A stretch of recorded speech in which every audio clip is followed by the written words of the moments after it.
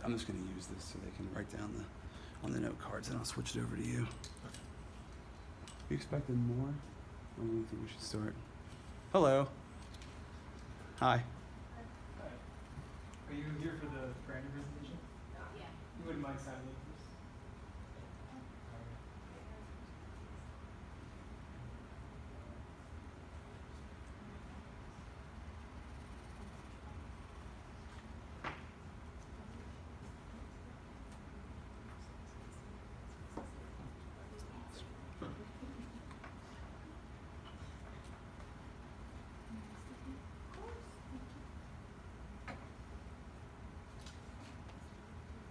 So how many of those, the speaker series, how many of those are they doing? I think it lasts for a few months. It's every Wednesday. And that's all set up through Bill.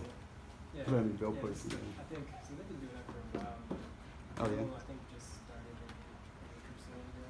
Oh, cool. Which I think is great, because they, I think now it's like a live event for this podcast. Before it was just a, it was just a present here. I think it's great that they're a local podcast. Yeah, that's a cool idea. I like that. Absolutely. We'll get started here in 1 second, guys, and see if anybody else comes in. Give them a couple more minutes.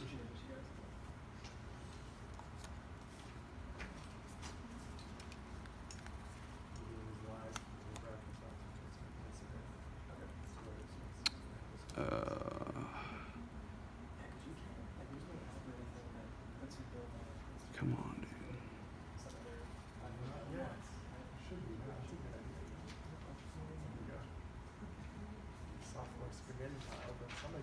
Flip that camera around. Oh, okay, it is. Now it is. Okay.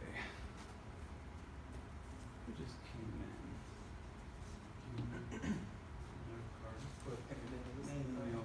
I think we stopped up here to talk about this topic. Oh, okay. We were here 2 months ago, I think. Who else was about the one and out two next week? Yeah, we've been there a good bit. We've done a few talks there. I love it. I mean, this just didn't seem to exist 10 years ago, right? Yeah, I think this is only a few years old. Yeah, it's really great. And it seems like every lunchbox in the back. Okay. Not just the main. It's on the flavor. Cool. What do you say, bro? Wanna do it? Ready to go? Okay. We live? I gotta start on and then do it. Erase. You want me to? I don't know. What'd you say? I don't know. Let's push the done and then it should get the question up.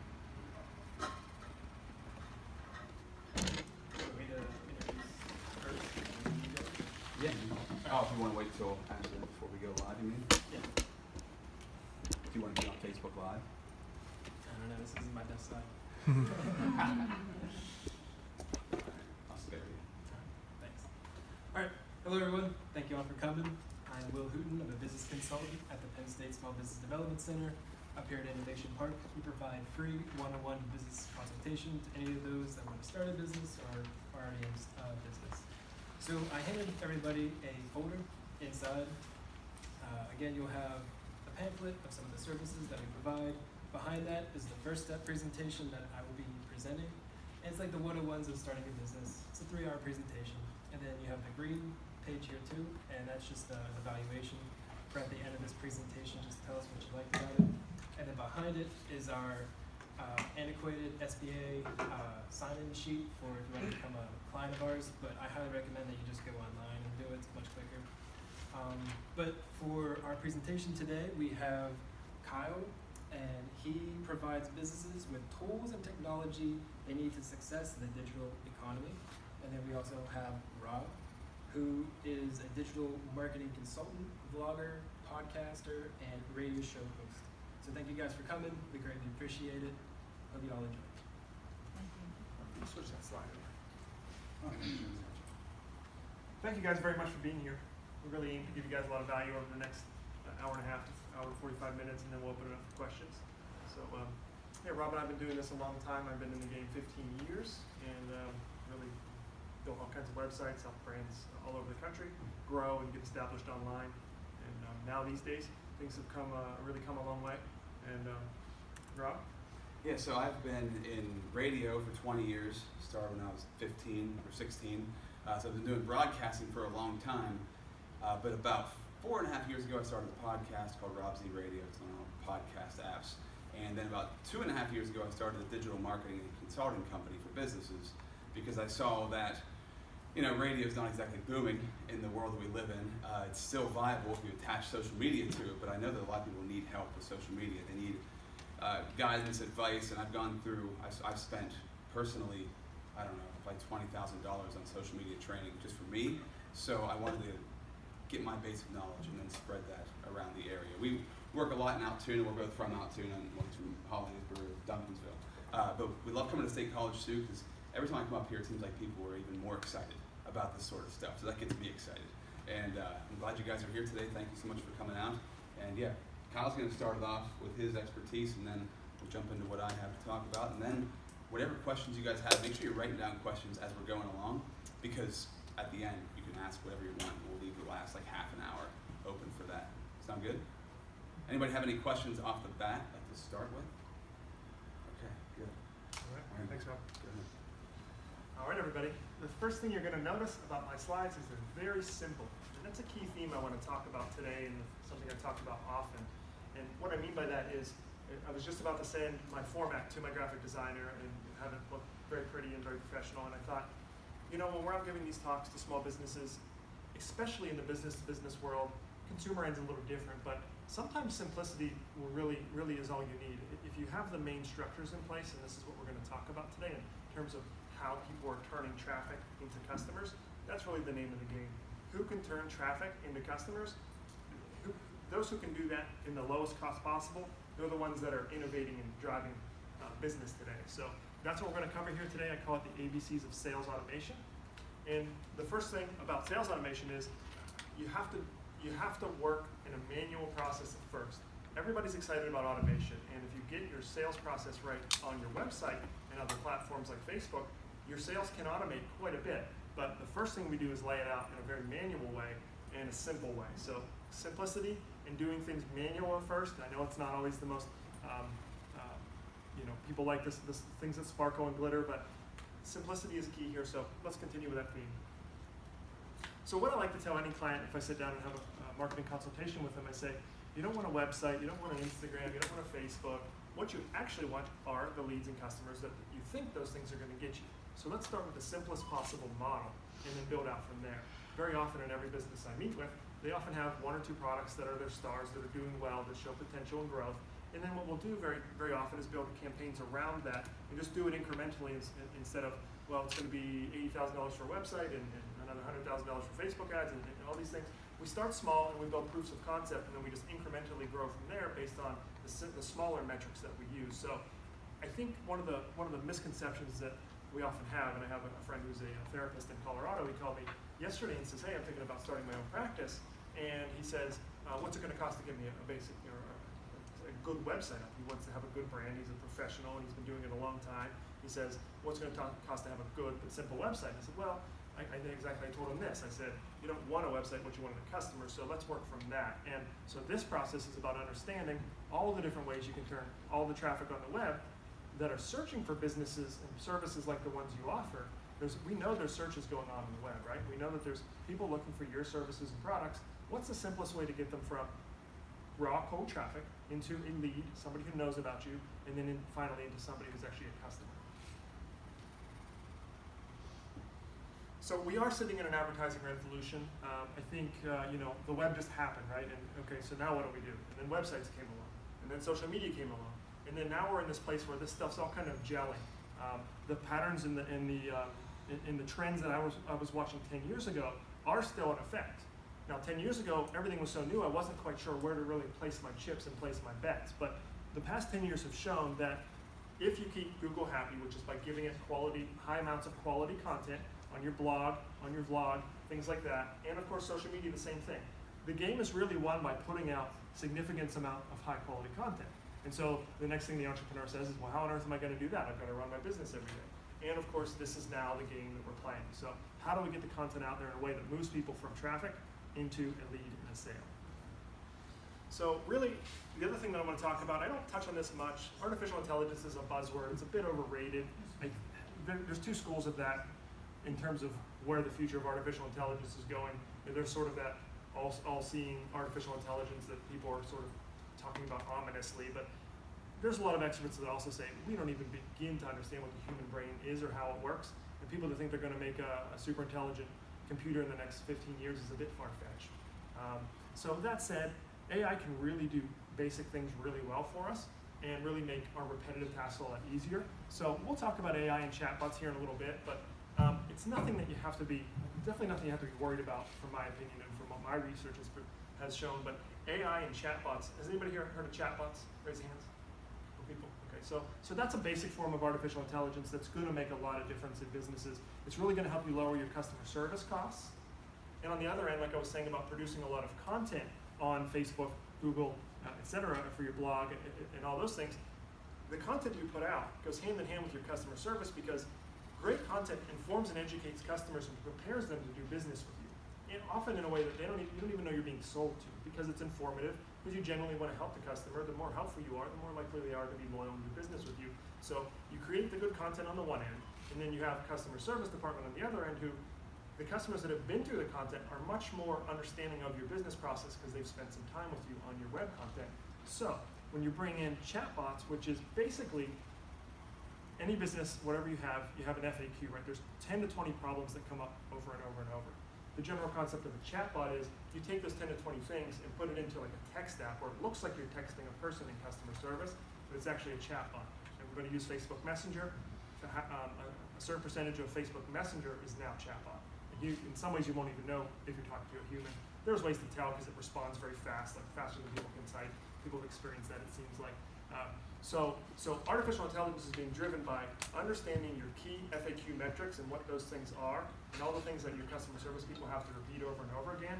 And then you put that in a bit of an algorithm, in a format, in a way that when somebody texts, there's keywords in those questions that they're asking, and the chatbot will then answer and help your customer service that way. So not only is technology helping you lower the cost of your marketing and getting a sale and a lead, it's actually through chatbots and other things with sales automation and artificial intelligence, you're actually going to lower your cost of customer service a lot because, again, 80% of your costs in sales and customer service can be eliminated because it's often repetitive. It's the same repetitive things. People on the incoming side have the same questions. I've got a leak in my plumbing. I've got, they're the same issues that always come up. So you can take that 80% of things, automate them, and systemize them with content and chatbots, and then you can lower your costs both in sales and marketing and also with your customer service side as well. So that's just a bit of a crash course on how good marketing and technology used through chatbots can actually lower your costs, and we'll get more into that here in a bit. So again, benefits of sales automation, decreasing costs in the different areas that I covered. Especially if you're relying on highly skilled sales teams, marketing automation, everything that is in that highly qualified salesperson's mind can be put out into documents and content and videos that will often do the same thing. And people that are high performance salespeople might say, well, I don't want to lose my job to that. Well, if you're a good salesperson, you'll want to get ahead of this, and then you'll actually start doing this yourself by creating good content, and you'll be the curator of that content, which will make you a 10 times better salesperson if you can understand how to put your knowledge into content that when people search for traffic, you come up in Google, and then they're engaged with the same information that you've learned as a salesperson over the last 5 to 10 years of all the different issues that you need to bring people through to get them into buying. That's especially good with longer sales cycle things, high dollar products, complex products, scientific instruments, things like that. So real quick background for me. I spent the last 4 years in Pittsburgh, health and wellness launch called the Himalayan Salt Company. We took it from 1 million to 5 million in about 3 years, 1 million to 5 million a year in about 3 years gross. And I have an ecotech startup in Altoona, Eco Islands LLC. They created a biological water cleaning system, and we've helped them get grants, and they're now being looked at from governments all over the world.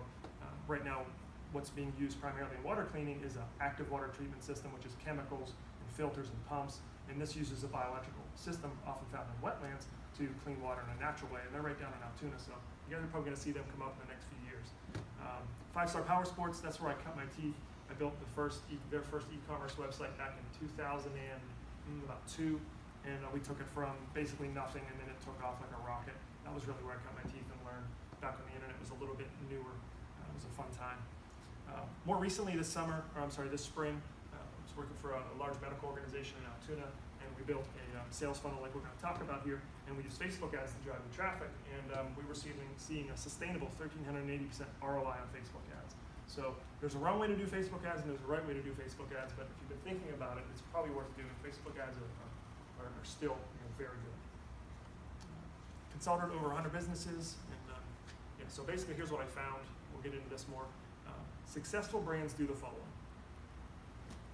Of course, if you local customers, Eco Islands, Benzos, Lumax, Saltskill, Himalayan Salt Company, 5 Star, Blue Knob Auto. So again, what is sales automation? You take your traffic source, you take your conversion platform, which could be anything. It can be your website, it can be your Facebook page, it can be your Instagram page, it can be even email. You can do the same thing in email. Again, simplicity is what matters here. When you understand the process of taking somebody from a cold traffic into a warm lead and into a sale, that's when you understand that this trickle-down effect and warming somebody up through good communication, great relationship building, helpful tips and topics. So really, I want you to learn the meta strategy here in terms of how to take a cold lead through content into being a customer. So Google's interesting, and so is YouTube, because it can act, and so can Facebook in a way, because it can act as a search engine and also a platform for you as well. Your Facebook page lives on Facebook, but you can also search for businesses and things up in that tab as well. So it is also a search engine. In some ways, those top 2 tiers can intermix, but YouTube is another one. Rob and I keep telling businesses, we can't say it enough, that video is very powerful. Not every one of us is good in front of the camera, and some of the workshops we give is say some people are in front of the camera people, some people are behind the camera people, and you need both.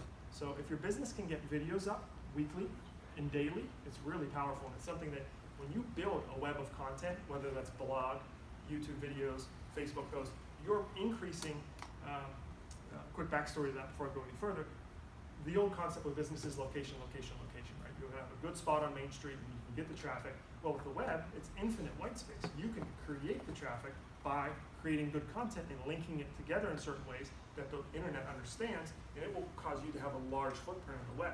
That's why content is so important. So the sequential process of using technology to deliver branded content that reliably turns leads into customers. It's all about sales funnels and customer pyramids. We learned a little bit about the funnel, we'll go more into that, and then we're also going to learn about pyramids. So consider the traditional marketplace, the printing press. You printed 10 items and you can hand them out in town. Well, with the internet, of course, you can 10x, 100x, 1000x that. So that's really what technology is all about these days. For a sales process to be automated, your content must identify and call out web and search traffic in a way that motivates, educates, and informs prospects to become good customers. Loyalty, inspiration, and motivation to purchase are all controllable factors with branded content. Anatomy of internet traffic. Of course, Google is the king of all intent-based search. The nice thing about Google is if somebody's searching for something on Google, they're likely ready to buy. So that's nice. And when you know those metrics, you can then, if you know for every $1 you spend on ads, you get $1.20 back in customer, then you got a real system there where you can turn $1 into $1.20. And that's how businesses, you say, well, they grew so fast. Well, they often understand these kind of things, and you can turn the machine, so to speak. Of course, Facebook is great because there's a lot of people on it, but it's very different than Google because people on Facebook are talking to their friends and their family and they're seeing ads. But it's sort of an indirect way, where Google is much more direct because of the search intent when somebody's searching. YouTube is a mix of both. It's very social and there's people communicating with each other about all sorts of things, but it also can be very search-based. Google will often list YouTube ads. We often think, okay, we want our business to be on the front page of Google. One of the best shortcuts to do that with is create a YouTube video and keyword it the way you would with your business or your main business page. You can get a YouTube video on the front page of Google way easier than you can your website. So YouTube videos are very powerful.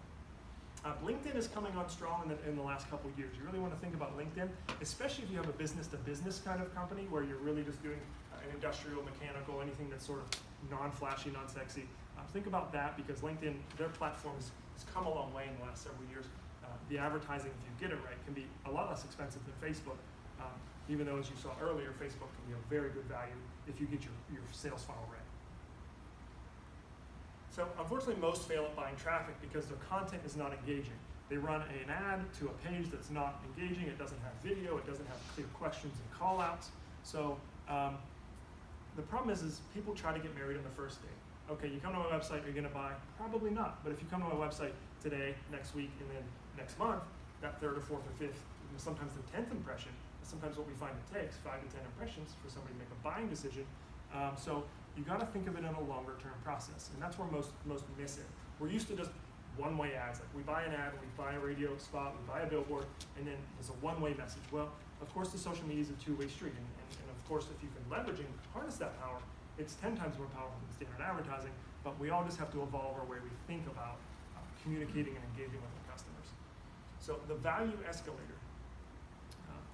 That is an interesting topic because the one thing I do, if I sit down with a client who's excited, they understand digital is the way to go for them for their next level where they're trying to go, what I always try to do with the value escalator is, okay, so what's your main product? Well, it's this and this, and it's $100. Well, are you bundling it in a suite of products? Can you put it in a higher end full service package? If you're selling furniture, can you sell delivery and installation and installment?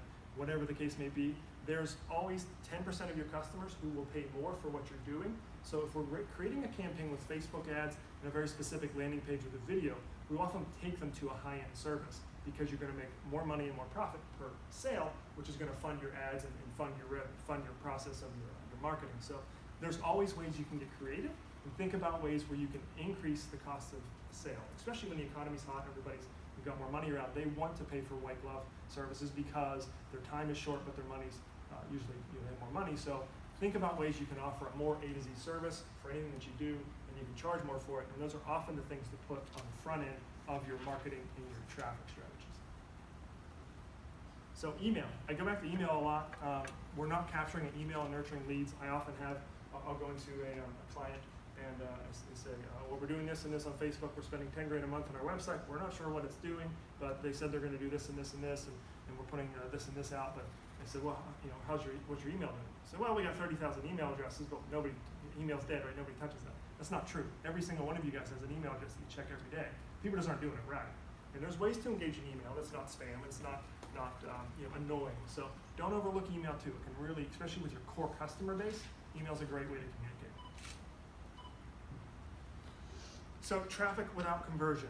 Everybody's website gets a little traffic, but is it turning into customers? We know they're looking for your products, like I said. Now what do we do with them? And now how do we find them? So what we need to think about is key search terms, whether that's social media on Facebook. What are the search terms that your business has? Or what are the search terms of problems that people have? The problems they're searching for. They might not even know your solution exists. So we don't just want to think about our keywords. We want to think about the problems that your product or service solves for them. That could be an emotional situation of a relief. That can be about release stress. That can be peace of mind. That can be increased property value if you're doing something in the home world, plumbing, etc., roofing, protecting your property value. When you act as an ambassador and an ally for your customer or whatever their interests are, and your content is about that, then your content becomes much more powerful. Again, when we sit at a blank screen and say we're going to write content for our website, we often shift to that mode of advertising, right? We are this, and we've been in business this long, and this is our product. And it's a different way of engaging. It's about a mutual value exchange.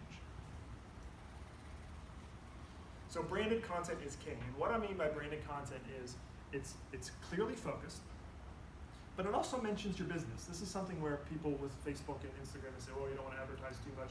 And that's true. You don't want to do that one-way conversation sales pitch. But what you do want to do is the beginning and end of every video. Mention your brand, mention your brand's values, and a call to action. You always want to have a call to action in your content. Visit this page, get the discount. Click this link to take to the page to get your 25% off card for your first visit. There's always calls to action you want to have in your content. So a good piece of branded content has something that's informative, it has something that's valuable for them, and it has a branded call to action on it that's going to lead them to something that you'd like them to do. And of course, we know not everybody's going to do that, but if you don't have a call to action, your click-through rate drops by 25% or more, especially if you're paying for traffic. That's considerable.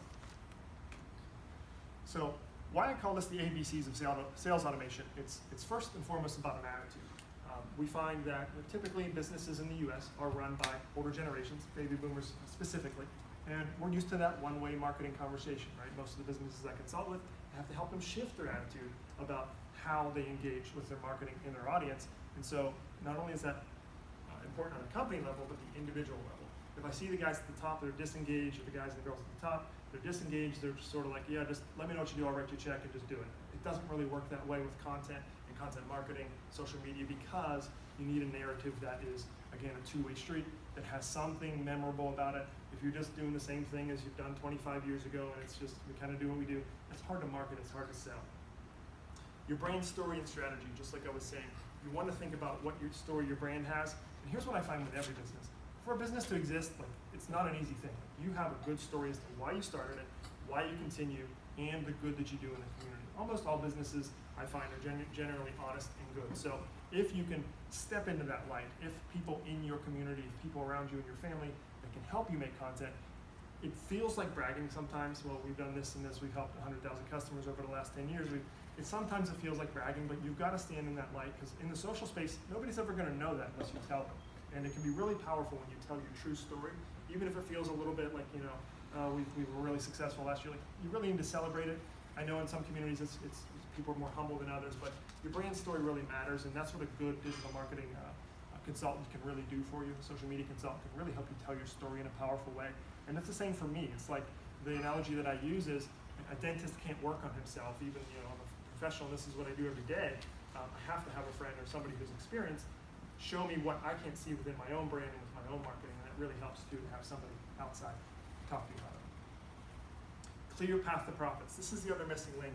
We start a promotion, we start a campaign, we start a Facebook ad program, and okay, well, what's the goal? Well, we want to get more traffic. Well, how much you'll make? Well, we're not sure, we're just going to start it. I don't recommend that, and I don't do any campaigns that don't have a clear path to profits. Like I said, we have a very specific value product that is escalating them from your lower dollar items to your higher dollar items and to your A to Z packages that offer a more dollars per transaction. So you want to think about that. More dollars per transaction means you can afford more for Facebook ads, and once you get that customer in, you know that they're more likely to buy from you again. So clear path to profits means we start with an item that we can actually make good money on, we bundle it in a way that can make more money with it, and then we drive traffic to that with a 30-day, 60-day, 90-day timeline, and we watch it very carefully over that time to make sure that we're on track, or if we're behind or we're off, then we stop the ads for a while and say, okay, what are we doing wrong? We adjust the funnel, etc. So don't let anybody take you down like this endless path. If they're going to charge you money to do marketing and Facebook advertising, they should have very clear dates by it. They say, what metrics do you expect to be at in 30 days? And 30 days is a short amount of time. They're going to say, well, we're going to get the page up. By 30 days, we're going to have some baseline metrics ready. But by day 60 and day 90, you should really know. You should be getting reports even weekly. Okay, what are the numbers? What are the numbers? And they should be telling you consistently. So don't let anybody take you down a long, dark alley, because it's just a path to obscurity. So the attitude, going a little deeper, you got to know your customer. You got to know their subconscious and psychological motivations for doing business with you. Sometimes with a plumber, it's just as simple as knowing what the emotional needs are. Nobody wants to pay money to have their toilet fixed, but they want the peace of mind to protect their property value, for the safety of their family, convenience of their family, etc. So when you speak to those things in your content automatically becomes more magnetic and powerful. Train your team. This is another thing Rob and I are doing more and more, because what we find is that in every company, there's usually one or two people that have some time, that have some talent and skills, and they can often augment into the social media process if they have a good plan. And as always, you've got to fire the success prevention department. In every company, I've managed and hired a team of 50 or more here in the last several years, and oftentimes we'll let something go a little too long. We don't have that tough conversation to let somebody go, etc. If you want to make a shift and really move change in your business, you got to have that tough conversation sometimes. Fire the success prevention department, and sometimes that's just thoughts that we have in our own head too. Sometimes we're being too negative about something, and we got to evolve our thinking. If we want to move forward and really do business in this transparent world that we're in, we have to ask ourselves, am I weeding the garden, so to speak? Everybody sees Tim come in late, every other day, and it sets that downward spiral. So when you tighten up the company that way, the morale will improve also, which also improves your brand stories and lets people be more proud about your company and want to talk about it in a positive way. Brand, story, and strategy, going a little further. We are story machines. Humans are driven by story. And I think Rob will give better examples with this, but anything starts out with, well, I was over here, and then I went over there, and then went to the bank, and then this happened, right? So you get led into these stories, and then we're drawn to them. So begin to become good at telling stories. Use branding and marketing that tells stories, and you'll find that your marketing goes much further that way. Like I said earlier, it's hard to tell your own story. So think about that. Have some friends, have some experts outside. It doesn't take a lot. Oftentimes we can go to a company and work with them for 30 to 90 days, and their team's off for like a good year. And then in a year or a quarter or next 6 months, we'll meet up with them, see how they're doing. They'll need adjustments. We'll work on this, work on that. And it doesn't take a lot. You don't have to spend significant amount of money with a marketing agency every month to get something done. This day and age, again, simplicity is key. It really is a game of split seconds, though. You really do have to have good, compelling video, faces, pictures of faces on all your pages is really important. We're humans, we're attracted to other faces. We'll watch something longer if there's a face involved with it. So this is, to me, the most interesting thing and what most people are missing. This is what I call the content experience pyramid. We often write to the 3% at the top that are ready to buy. And this is where we get most of it wrong. We say, oh, come by now, we're this sale, this discount. We're not talking about the people that are in information gathering mode. There's people that might not even be problem aware yet, but say for instance you move into a new town and you're looking for, okay, when I go to a new city, I find like a car mechanic, I find somebody who can be home repair, etc., and I find usually a dentist or a chiropractor, certain professional services that everybody needs. And I don't really have a problem then, but I'm looking, and I want to see who looks like they're engaging, who looks like they're positive and upbeat, who looks like that would be aligned with me. And so that matters too, and that content, again, goes to your brand story, goes to general neighborliness, right? You want to have community sort of events, you want to have community engagement. If there's photos of you doing things in the community on your website, that's an automatic bonus, for sure. So you want to have content that, this pyramid is all about, what is that experience process? There's only very few people that are actually ready to buy now. Your content should stratify out into ways that talk to people that are problem aware, not problem aware, and are also in information gathering mode. This is where PDFs and downloads become important, especially if you have a technical project or a technical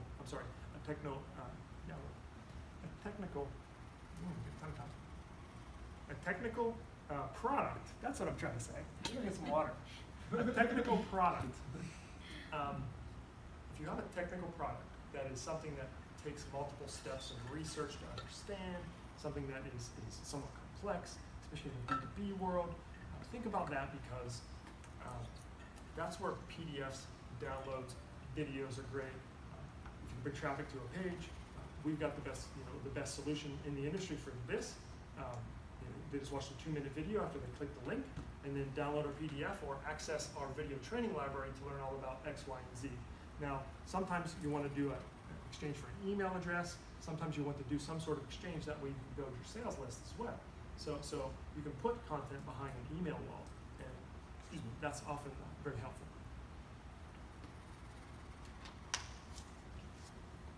So the conclusion of this slide is, stratify your content into different layers, because people are in different stages of their journey. So think about that. And this is tough because we're in our business every day, right? We're thinking like, okay, of course they're going to buy because they know about the problem like I do, and of course they don't. We tend to think people know what we know, and it's the most untrue thing in the world, and something we always have to remind ourselves of. So brand story. This is the brand story continued. This is the funnel again. And it goes from awareness to interest to desire to action. Again, this varies a lot depending on your niche, because some products are just like, you don't buy them because you're excited about it. You buy them because it's going to fix your roof, and you buy it because it's going to fix your car. So this is really on an individual case-by-case basis. But you think about that first interaction where they become problem aware. You think about that second interaction where they're actually looking at information gathering mode. You think about what that process looks like. And then this goes back to not expecting to get married on the first date kind of concept. And then all the way down to the point where they can actually take action.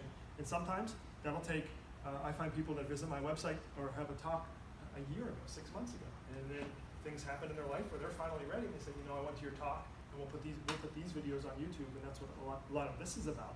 We'll put these videos on YouTube, and then somebody might watch it. Rob and I did a 2-hour live recording the other week, and had somebody, local business owner. He said, "I watched the whole thing. I loved it." And he's excited, and he's working towards some things, and maybe in 3 months we'll work with him. So really understand that this is a long-term process. That the more content you put out that's high quality, branded, and helpful, you're sowing seeds that will germinate for you 6 months, 8 months, 12 months down the road. So what story is your brand telling? Winning that game of split seconds. And oftentimes what happens, I'll get a client that, okay, we're ready to do this. We see what this person in our industry did. We want to do the same thing. We want to do a Facebook ads funnel. Our website is good. We need some updates. Often what I'll do is I'll say, okay, let's get your brand market logos updated to be as sharp and crisp as they can. Sometimes they were done, in the early 2000s. The graphics have changed. We can do them a little crisper now. Clear and compelling images of people and faces, again, like I said. So what is that split-second impression that your business is leaving when somebody visits a landing page or any given page on your website? So you want to know that the upper third of your website is that 10-second handshake mark. Let's say you have a few seconds to make a good impression when you meet somebody. It's the same thing for your website. So clear, crisp logos, compelling, actionable taglines. Educational video is always great. So you have the logo, some text at the top of the solution that you're offering, some benefits that your product offers, and then a video below that, and then of course below that you have a button with a call to action. I know all of you have landed on websites where they have that sort of format, and the simpler the better. Again, go back to simplicity. You don't need a ton of content, you don't need fancy graphics. People by and large just want to solve a problem or achieve something that they think they're going to get when they buy your product. It could be just a fancy pair of shoes. It doesn't necessarily have to be a necessity. But what is that split-second game that your business is leaving? Every brand tells a story. You can also tell a bad story too, in terms of, geez, they haven't updated their website in 10 years. I'm a millennial. I don't know if I'm going to buy with them. They seem like they're behind the times. So the high-quality brand marks and logos and the compelling images are really important. And they don't have to cost a lot. You can get a fantastic photographer in this town or anywhere from $600 to $1,000, and they come in and give you guys a whole stack of good photos, and you can use those perpetually on your social media, et cetera, et cetera. So high quality photography is one of the best things you can invest in because it makes your business real to the internet. Videography as well.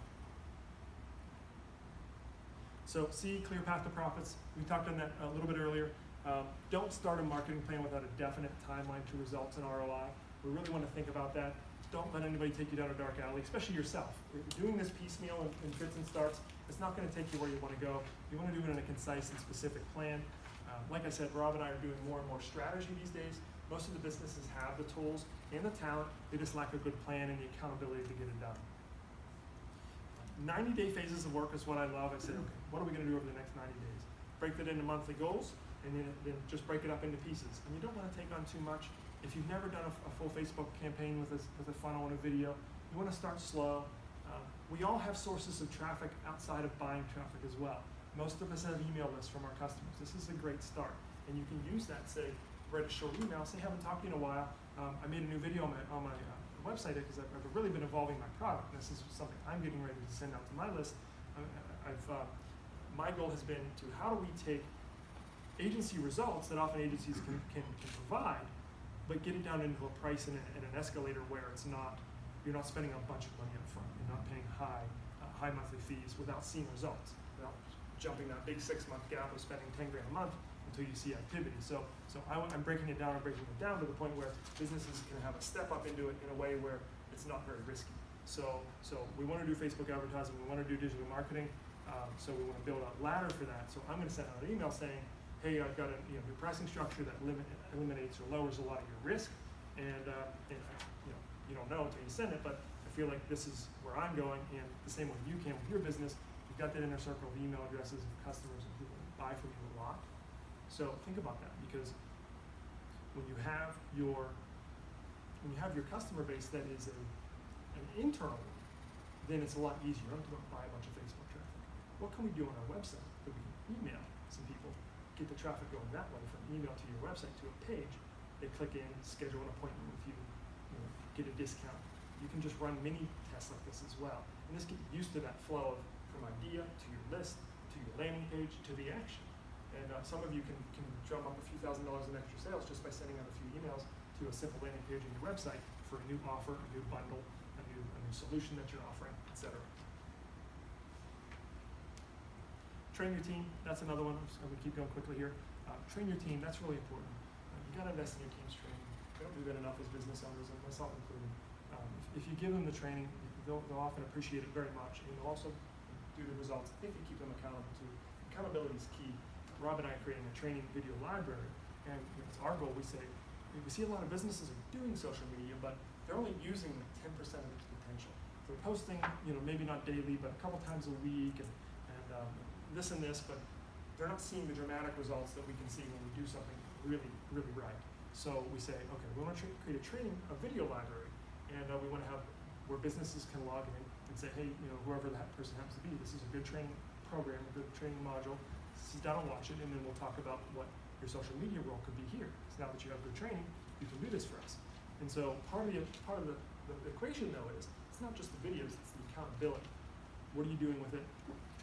How often are you taking action? And so action plans are really important for your team as well. So training and accountability, and then you've got a house that'll stand. As I said, agencies are expensive and they love billing retainers.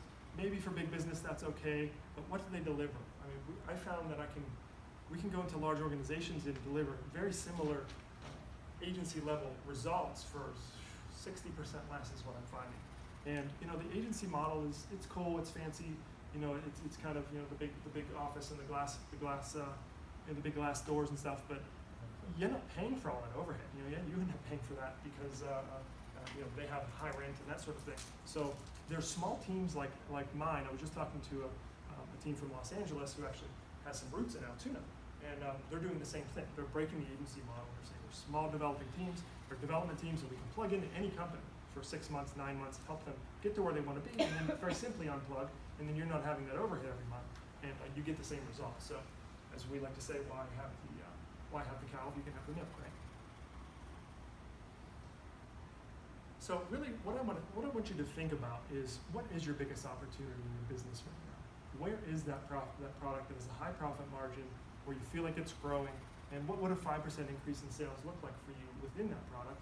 Or maybe you can bump that product up a little bit in terms of the actual sale price of it, bundle it in a way that you can get your dollar per transaction up, and then you can build a campaign and a funnel around that. Like I said, it could be right from email. It doesn't have to be a massive Facebook campaign. The idea is to move people from unaware to aware to a valuable offer. And if you can do that consistently, whether that's through the Facebook groups you already have connections with, whether that's your followers that are already on your Instagram page, anything that you already have, you can also use that as well. Hiring a content manager, that depends on how big of a company you are. Content managers really, that depends. We're getting more into that. What I want to do, we have a meeting in September with the marketing director at Penn State Altoona, and basically all businesses need massive amounts of content. Massive is a relative word, but we need to be putting out content daily and weekly if we can, on the blog, on YouTube if we can, and especially on Facebook. So what does a content manager look like for your business? It depends on how many employees you have. Like I said, it can be done internally, but if I have my way with it, I would love to see colleges training and hiring, giving certificates for content management, because it's going to be such a pillar of any brand and any business in the next 5 to 10 years. So that's what we're really excited about. We want to help create content managers, and that's part of our video training library also. So anybody thinking about that, it might be worth your while. All right, like I said, action steps. Understand your customer, really. Understand their needs and their wants. There's people that you can also hire that will help you do this. Develop customer personas, customer identities, standard agency stuff, but again, I think the agency models have been updated and we can get you guys the same results with a lot less cost. Increase your prices. I've seen 2%, I've seen 10%, but anywhere between 2 to 10% of your customers will always pay more for services, especially if you package it in a way that's valuable and more valuable. Where are the opportunities you can grow? invest in training, for sure, train your teams, and keep everybody accountable to a calendar and results. And this is something we all have to do better, because in business we get our attention gets diffused, and we're over here doing this, and it can be easy to be distracted, and we lose two to 4 weeks in something that isn't going anywhere. So make sure you have accountability and a good plan. All right, so what's next? Commit to your growth, most importantly. That's really important. Just think about what it is you want to accomplish over the next 5 years. One of my favorite public speakers, Jim Rohn, he says, most people plan their vacations better than they do their careers, and I just find that's true. So really take it seriously the next few months and think about what is it you want to do and up-level in your career and in your life. And set a plan to do it, and most importantly, have good people around you that will help you do it. Bring people around you that support you in your dreams. That's what really matters. Because it's always easier when you have a team. So Rob and I are doing these workshops as part of our educational series. We call it Leadership, Impact, and Technology. Leaders that understand technology have far greater impact. And in some ways, we're all leaders in here in this room. You guys are investing your time. You're doing 10 other things tonight. You're investing in your education. You're investing in your future here. So in my eyes, you're a leader. And if you understand technology, you have a far greater impact in your career and what you're doing. And stay tuned with Rob and I. We're going to be giving great talks here in the next coming months. And we'll cover different topics at each event in State College and other areas. And of course, we go live every Thursday night. Consider a marketing program. Rob and I are really working hard on this these next few months. We have Done For You, which is completely managed campaigns. Sometimes you're just too busy. You've got enough money where you can invest some into a campaign that's going to get you to the next level. We have also Done With You. We call this the hybrid model. This is where you have some team members that are good and reliable, and we can come in and make sure that they have a good plan. Some of the marketing we may do on our end, some of the other daily posting and things like that, you can do on your end, and that's a cost savings. And also, we train your team. Like I said, this fall we're going to be launching a video library where you can access high quality social media training built on the things we've done over the last 15 years, and get your team plugged in so that way they have the strategies that we have, and that can be high leverage for you as well, and save you the dreaded agency fees. Any more of this? That's it. Oh, yeah, I'm kind of tired. My turn. It's close. Yeah. Oh, yeah, we're good. Yeah. So thank you guys very much. Let's bring Rob up here, and Thank you. I think we're good. Everybody Switch give a it. pile of round of applause. Thank you. Yeah. Just gotta get my stuff set up here, guys, and we'll keep rolling. Okay. Make sure it works. Yeah, it does work. Good to go. All right. Good to go. So, okay. Thanks everybody for coming, by the way. Really appreciate you guys taking the time out of a beautiful evening to be here. I've been in the sun all day, as you can see by my forehead. I'm going to bring attention to that before we get started.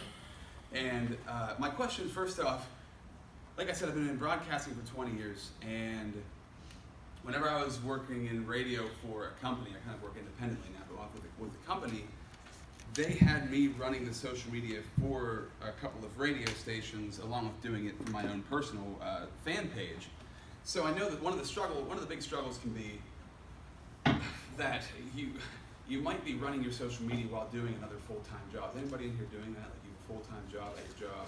Okay, that's a lot. And then who else in here has their own business they're trying to run social media for? Okay. What about just like starting a personal brand, like something you want to start online, YouTube channel, whatever that might be? Okay. I think they all kind of can work differently, right? If you're working for somebody else, you're working for a company, you probably have some constraints put on it, and you probably don't have as much time to focus on it as you want to. When you're running your own business, you definitely don't have as much time because you're running your own business. That takes up most of the time. And that's what I kind of experienced throughout the past couple of years. I left radio and I've been running my own company for 2.5 years. So I'm really passionate about making my own content. That's something that I love to do. So I was running other companies' content for them, doing their posting, doing their scheduling, running Facebook ads and Instagram ads and things like that.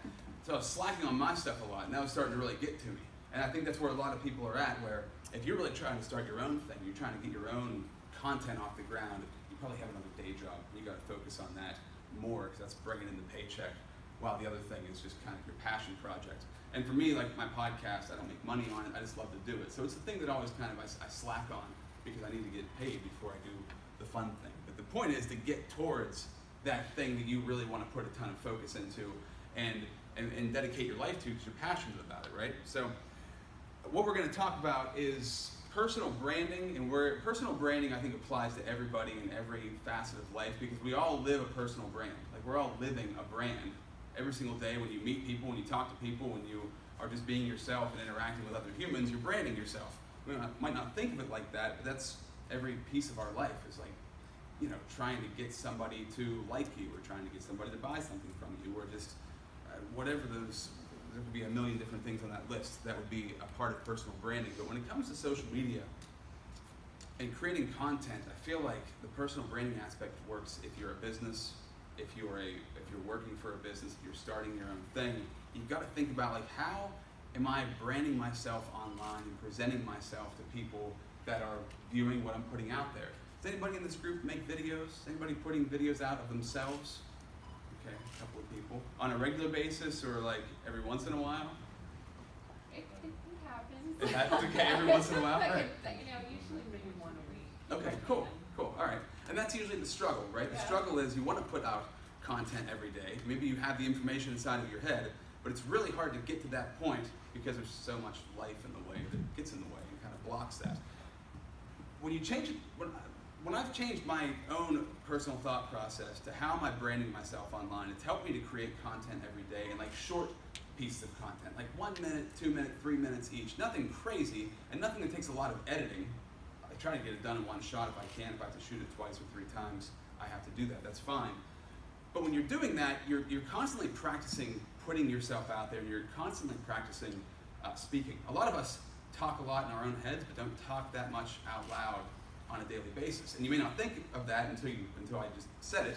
But throughout the day, you talk a lot, constantly in your own head, unless you're very enlightened and you don't have many thoughts or something like that. But most of us are always rambling in our brains and not saying too many things. So if you're working for a company, or you're starting your own company and you're trying to think of content, I would carry, we all have phones on us, right? But I would carry a notepad around too. Always jot down ideas, because things are going to pop up throughout the day. And I do this all the time, like, oh, I'll remember that. That's easy to remember, that thing, and it's gone in like 4 seconds, and you try to go back and write it down, and it's just not there anymore. So carry something around, or make a point to have your notes on your phone like the first thing you can click on. So if you have a thought, you can open your phone up, write the thought down, save it, and then you can go back and maybe record it later on, but at least you have it. That's the most important part, is you remember, oh, that's a great idea. That's something that I should be creating content of. Personal branding is just, I put it up here, the process of creating a recognizable professional name and reputation for yourself, for you or your company and business. And it's all about repetition.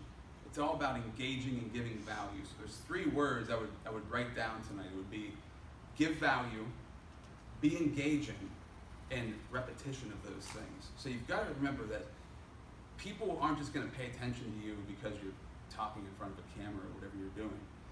However you're putting your content out there, you got to be giving them some value, and especially if you're giving them value for free, that's pretty awesome on their part. You're helping them, you're giving them education, and therefore they might pay attention to you more.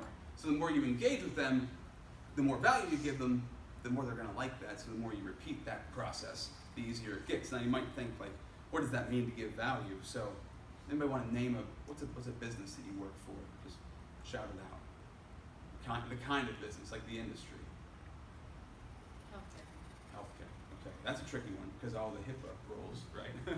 But there's tons of content when it comes to creating value in the healthcare field.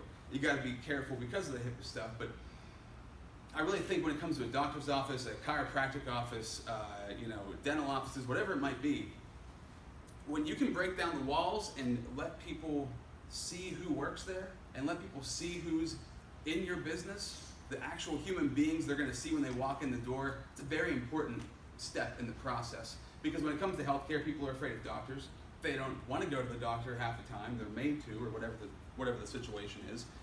So there's this level of fear. I always use gyms as an example because gyms have the biggest barrier to entry. It's scary to walk into a gym, especially if you don't work out very often. You walk in there, you don't know what to expect. You don't know what the people are going to be like. Are there tons of meatheads in there? You don't know what the environment's going to be. Is the staff nice? What's the equipment like? There's so many scary questions. So the more you can break down those questions online and on your website, on your Facebook page, on your YouTube, or whatever that is, before somebody comes in, the more comfortable they're going to feel when they walk in. They're going to feel automatically like, oh, I know who the receptionist is because I saw a picture of her or a video of her on the Facebook page. I know what the gym looks like. I know what the office looks like. I know who the doctor is.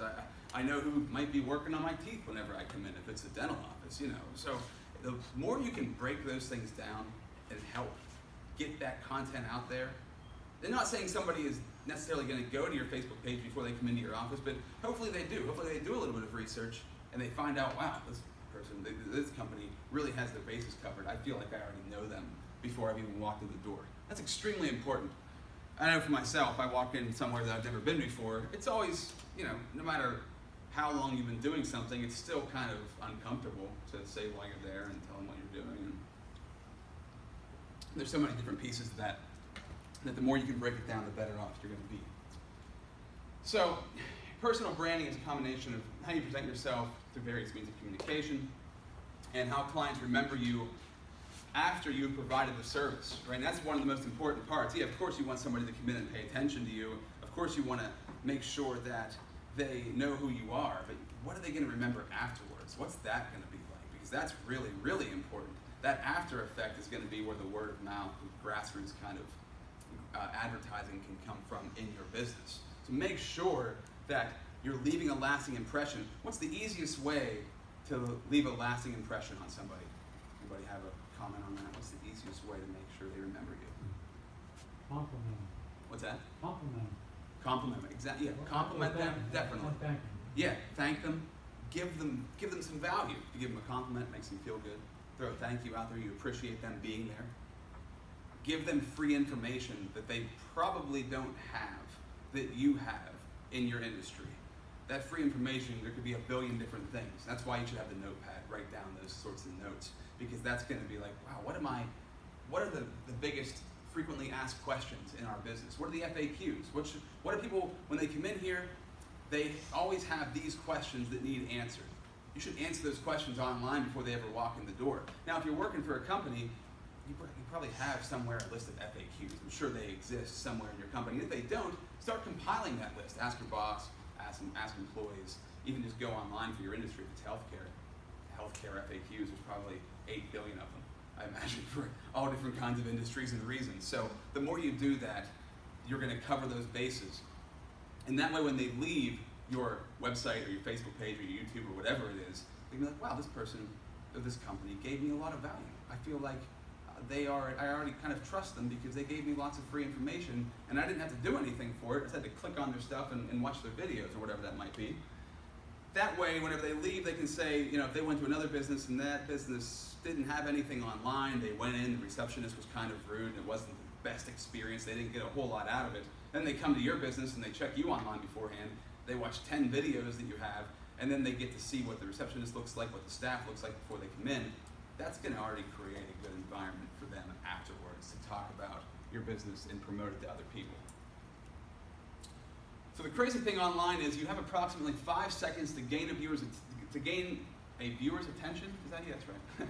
And then you have 30 seconds to keep their attention. So, you know, for 5 seconds, and Facebook tracks video views on 3-second video views, right? So if you watch for 3 seconds, even with the sound off, that counts as a view to them. Bump it up to 5. You know, you've held somebody's attention for 5 seconds. That's a good thing. What did you captivate them with? It's usually going to be a visual thing. What is the visual thing that kept them? And then after that 5 seconds, you're going to have to keep their attention for 30 seconds and there on out. How are you doing that? And maybe you're making video content that is only 30 seconds long. That's awesome. Maybe it's a minute. That's awesome. And the longer after that, the less likely somebody's going to view the whole time. It's very unlikely that somebody watching our Facebook Live right now is going to view all of this, but they probably viewed a portion of it, and they might come back and check out more later, or they'll see videos from us later, and they'll start to gain that mental recognition. All these people do this all the time. Rob and Kai are always making content like this. They're always putting out value like this for free. I didn't have to do anything. I just have to pay for my internet connection, and I get free information. For you guys just coming in here and sitting down and hanging out with us, you're getting free information. So when you're talking about engaging people and giving them value, you mentioned a compliment, right? Start off the bat with some sort of compliment and some sort of question, getting them to think. Always ask questions. And I noticed when we work with companies, one of the biggest things is people are afraid to ask questions especially online, because if you ask a question on your Facebook page and nobody answers the question, you kind of feel stupid, right? It's like, oh, nobody answered my question. Nobody cares besides you. Nobody else looking at your page is like, oh, that loser didn't get any response on that question. Their business must be terrible. Like, nobody thinks that. It's just that you want to throw that question out there in the hopes that somebody answers. But just when it comes to psychology, think about the fact that if you see a question, if a question is presented to you, your brain has to answer it whether you want to or not. It just happens. If you see a question, you kind of answer it in your head. Even if you don't say anything out loud, even if you don't like the post or comment on the post, you're at least stopping and engaging in that question. So you must ask questions, and questions that are valuable to your customers. Now you're all probably in different industries, so I don't know what those questions are specifically, and we can talk about that later when we open up the floor for questions. But make sure that you are engaging them, complimenting them, asking them a question, getting them involved in what you're doing. If you're just spitting information at them about what you think they care about, there's a good chance you're missing the mark and they might not actually care about that. And it also just creates empathy. It creates empathy with people and lets them know that you actually care. You're not just trying to sell them something, you're trying to give them something. So you can increase this time, you can increase the 5 seconds, you can increase the 30 seconds with repetition, right? If you're doing things on a constant basis, whatever that content is that you're releasing, right? If it's constant and there's a pattern to it, then people will come to know you for it. It's going to be like, oh, the first time you do it, the second time you do it, the third time you do it, the fourth time, the fifth time, the sixth time, somebody might see it and tune it out and just kind of turn it off and not really pay attention. But if they see you consistently doing it, then they're going to start to notice, wow, these people are serious about what they do. Perception is reality. So even if you're putting out content that's not, on top of the world amazing, if you're just putting out lots of content, it's going to make people think, man, they know what they're doing because they know how to make content for their business and they know how to release it on a regular basis. Now, obviously, that content should be solid. The content should be engaging. It really should be valuable for people. And you should know what you're talking about. But the repetition is the most important part. I always think of Donald Trump, whether you like him or not. The guy knows how. He's very good at repetition, and he's very good at putting himself out there. He's been in the public eye since the early 80s. So everybody knows who he is. That repetition is super, super important. And the more someone sees you, and the more someone sees you giving value, the value, the more they will pay attention to you, and they'll believe you. And the more you know about a subject, and I don't mean just like having the knowledge, but having like the conviction that the thing you're doing actually works, the better you are at talking about it, because there's no questions when you talk about it. There's no nervousness when you talk about it. You don't doubt that it's going to work. It's just, is that person going to take the next step to work with you in whatever situation that might be? So really, repetition is super key. And I think here in a little bit, I don't have this on the slides, but I'll get into like a monthly or weekly scheduling platform for posting online, just to keep yourself on track, to make sure that you are constantly putting stuff out there on a regular basis. Because if you don't have a plan, it's really hard to stay on track. It's even hard to stay on track when you do have a plan when it comes to social media, because you have so much other stuff going on. So what can you do to make sure they stay, right? Make sure they stay past the 5 seconds. Make sure they stay past the 30 seconds or however long that amount of time is. You must engage with them. So the top 5 best things you can do: ask questions. Any post that I put out, and I'm going to shoot myself in the foot right here because the live video we're doing right now doesn't have any questions on it, but it was kind of last minute that I threw it up, so I'm going to blame it on that. But always have a question. When you post something, start it with a question. Ask that. Put it at the top. That way you're automatically getting somebody thinking. They're going to stop and think for a second. And then you can have your information below that. But hit them with a question, call them out. Whatever business that is, whatever the situation might be. If it's dry cleaning, call them out. Hey, if you're trying to get more people in, high-level dry cleaners, like businessmen who have really nice suits they need dry cleaned. Like, hey, pick a specific industry where usually the business owners in that industry wear nice suits and make a lot of money, like real estate. Like real estate agents, you have too many suits and you need them cleaned in a very short amount of time, like in a pinch or something like that. I'm making this up off the top of my head. I don't know if that would actually really work 100% or not. But making sure that you're calling attention to those people, that industry that you're trying to get that you're trying to get focused on. Make sure you're calling them out and getting their attention. Using relevant quotes is always good. I love quotes. Everybody loves quotes. So if you get good quotes from an industry, if you're talking about leadership, Kyle mentioned Jim Rome, Tony Robbins, right? Anybody in that list, like you use some quotes from them to get attention. If it's in the healthcare field, Patch Adams, the only person that's coming to mind for some reason. But for, who's the guy from Grey's Anatomy, McDreamy or whatever his name is. Don't use his quotes, but somebody in that field who might be relatively famous, or just quotes in general that apply to your industry. Crazy facts or statistics. Kyle and I talk about this a lot. Top fives. You know, if you can start going through like the top 5 reasons why people get heart disease, if it's healthcare, or the top 5 reasons why your suit doesn't come out of the dry cleaners looking the way it should, and that kind of could speak to why you know how to clean their clothes right compared to another business that they might go to. That can apply to any industry, right? But those facts are very important. You might think, I don't know any facts. How am I going to find those? Google. You just Google, and I guarantee there's 100 lists for every industry that you could use just to kind of pull information from. And don't be afraid to do that sort of stuff. Personally, I have no issue copying something off the internet and using it as my own and tweaking it for myself, because it's really takes a lot of time to come up with content, right? If you're trying to think originally off the top of your head and just create things, it takes a while. So the more that you can see somebody else doing it and take what they did and just make it your own thing, that's a great strategy, because most likely the person you saw the content from probably also didn't create the content. They were not the person who invented this information. It came from somewhere, but you're not sure where it came from. So don't be afraid to do that sort of thing.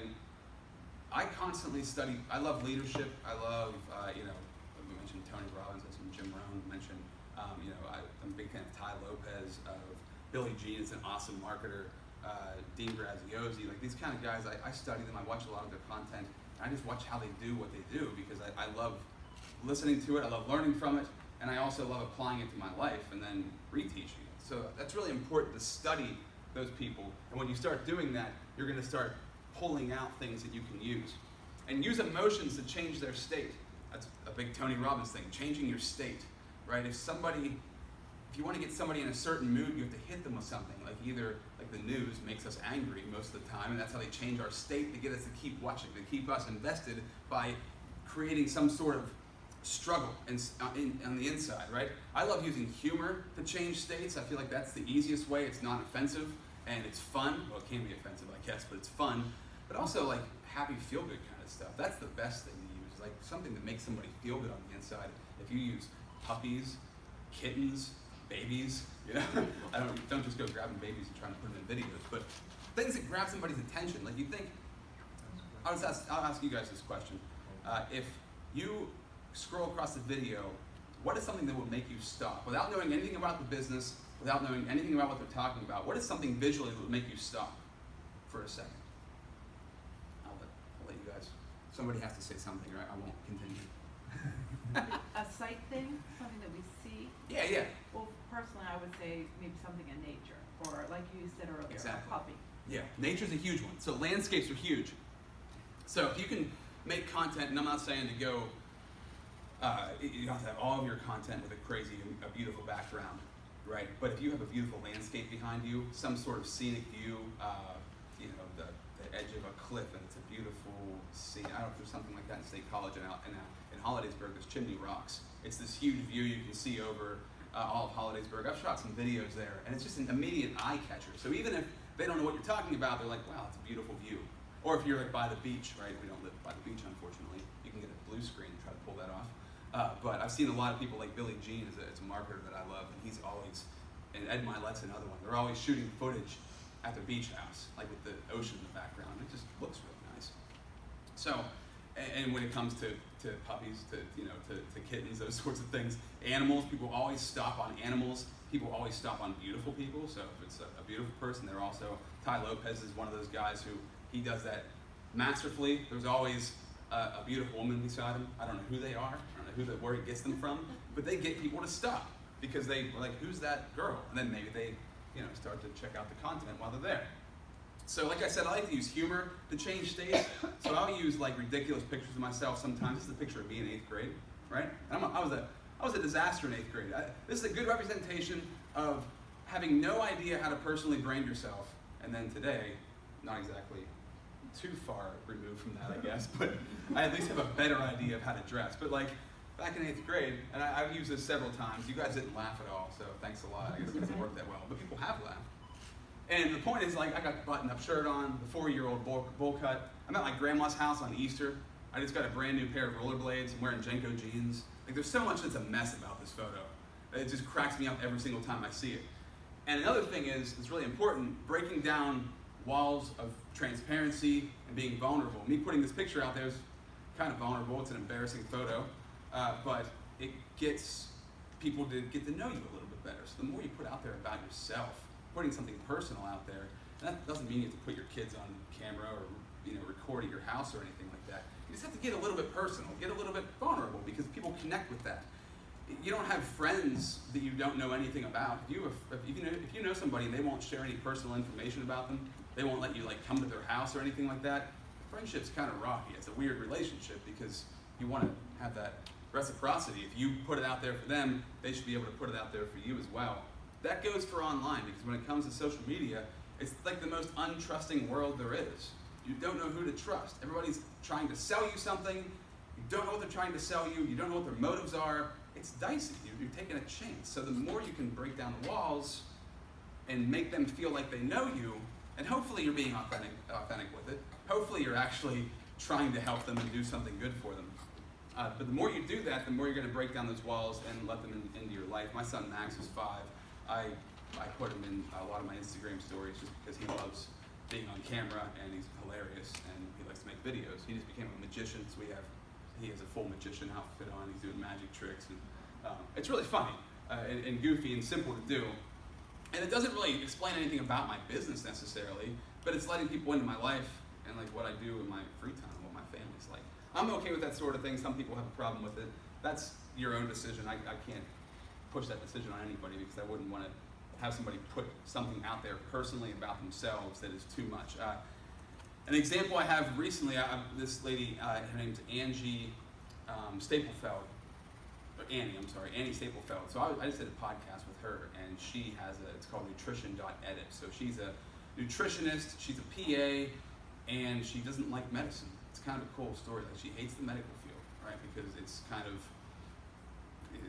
she's seen that there's not enough time to spend with patients. It's probably the same issue with my wife's the same way. She's an RN, and she is very upset about it too. There's not enough time to spend with patients. There's no bedside manner. And she pulled away from medicine, and she always struggled with her diet. She always struggled with nutrition. She always struggled with being on diets, from binging and purging. And she told this story to me, and it's not like secret information or anything. But she uses that as content to break down the transparency, because she trains people in fitness to how to not only work out better, but also to eat better and to be mentally stronger and treat yourself better on the inside.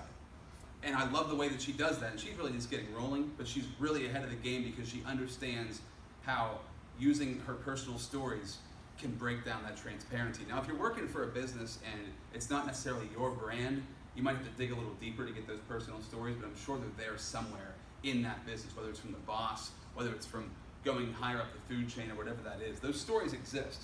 And even testimonials are another great way. If you have a testimonial from a client who has a really good story of how that business changed their life or impacted them in some sort of way, that's a really important thing to focus on, because people connect with social proof, especially when you can put their name out there, put their face out there. People connect to that. It's easy to understand why. We're humans, so we like to see other humans.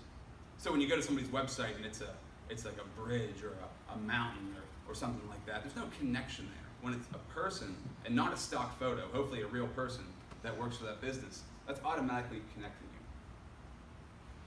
So you got to think of modeling, and I don't mean on a runway or anything like that.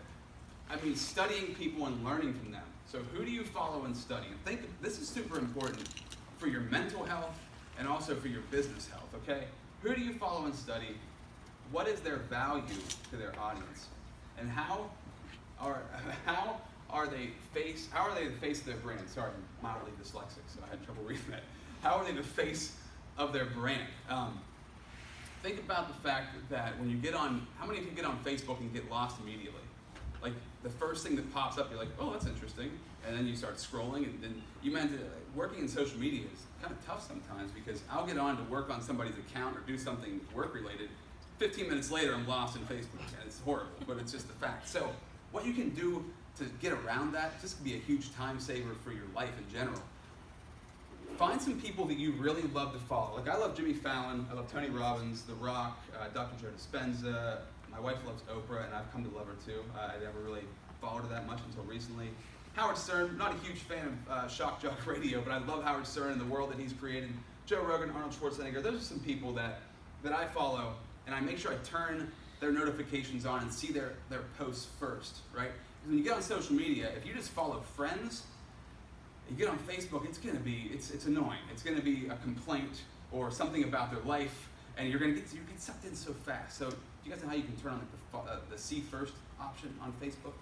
Turn on the see, so you don't know how to do that, okay. If you follow somebody, after you follow them, it'll say after you like them, it'll say follow, and there's a little drop down thing.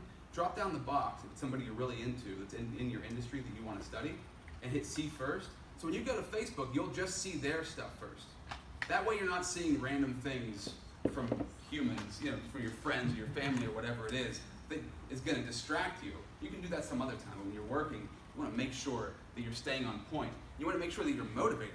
So if it's in your industry, if it's the healthcare field, whatever field it is, make sure you're following people that are really into what they talk about. They're motivated, they're motivating, they're giving you good information.